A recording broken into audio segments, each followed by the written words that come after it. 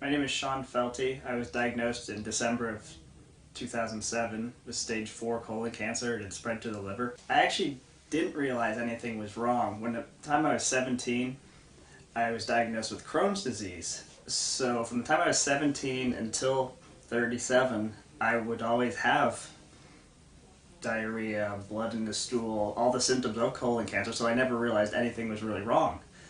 The only thing that was just a little abnormal for me, I had a slight fever, like a low-grade fever, 99.1 or something, for about 2 months.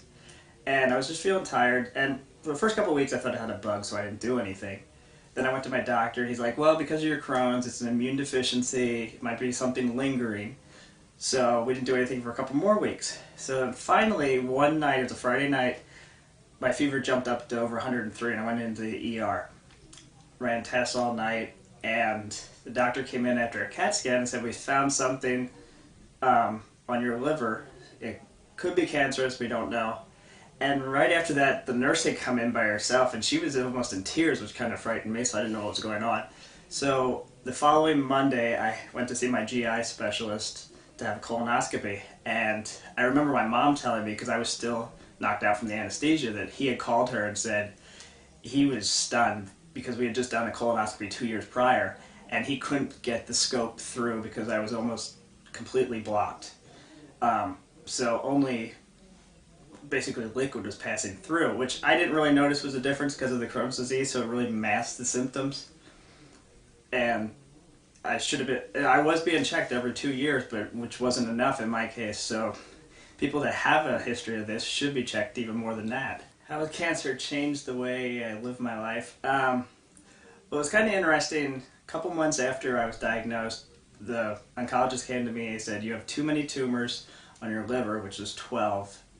You're inoperable.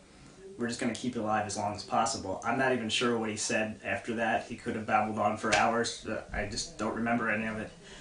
And it was just kind of like, okay, it's not, well, that's it. It's like, what can we do now? You got to find another way to get around it. So once I had a second opinion at another hospital. The oncologist concurred with him, but then somebody on their tumor board, a liver surgeon, a liver oncologist surgeon, had seen my case and said he could help me.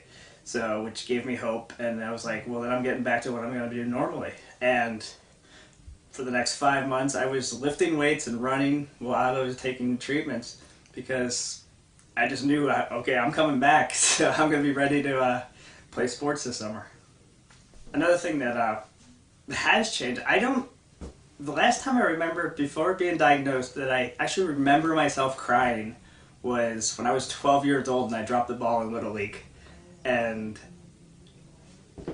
probably pretty much every day since I was diagnosed until I ended chemo, like a year later, I cried over something. At first you're sad, and then you're hopeful, and then you're happy when you're seeing different things happen.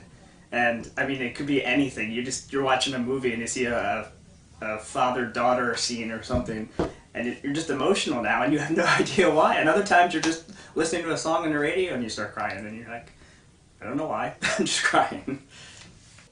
How has being a cancer survivor changed my daily life? You know, every day while you have it, it's like, it just consumes you, and you're going into through the treatments, and it's all you can think about. But then gradually, when you start to get better, you don't think about it as much.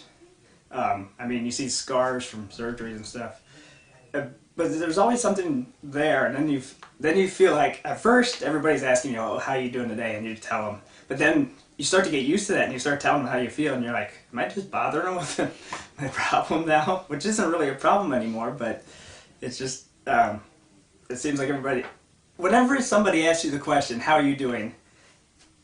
You say it to everybody, but you don't know, are they just saying that? Is that their greeting hello, or are they still asking you how you're doing because they want to know? I think it'd be cool when everybody stops saying that. How are my family and friends reacting to my cancer? You know, I almost feel like it was easier for me to deal with, because I'm like, okay, I'm going to be fine, I'll get through it.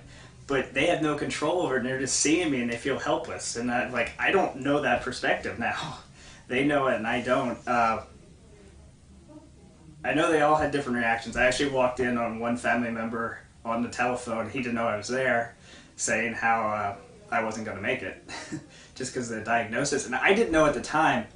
I only found out, I didn't want to know the odds, but stage 4 colon cancer, it was an 11% chance of survival. And I only found this out after I was in remission.